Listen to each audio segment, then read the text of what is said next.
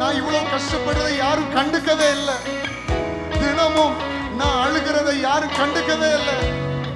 யார் இதை பார்த்து ஏன் அழுகிறாய், ஏன் இப்படி இருக்கிறேன்னு சொல்லி கூட என்னை பார்த்து ஒருத்தர் கேட்கிறது இல்லை.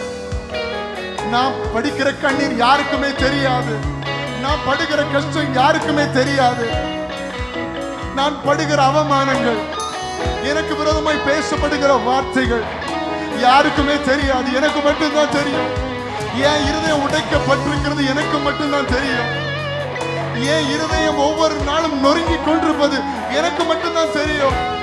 அப்படிப்பட்ட சூழ்நிலையில இந்த காலை வேளையில தேவ பிள்ளை நீ இருப்பாய். ஆனால் யார் உன்னை பார்த்தாலும் சரி, பார்க்காவிட்டாலும் சரி, உன்னை காண்கிற ஒரு எல்ரோய் இருக்கிறார். உன்னுடைய கண்ணீரை பார்க்கிற ஒரு தேவன் இருக்கிறார். உன்னுடைய இருதயம் நொறுக்கப்பட்டிருக்கிறதை பார்த்து உனக்கு பதில் தருகிற ஒரு தேவன் இருக்கிறார்.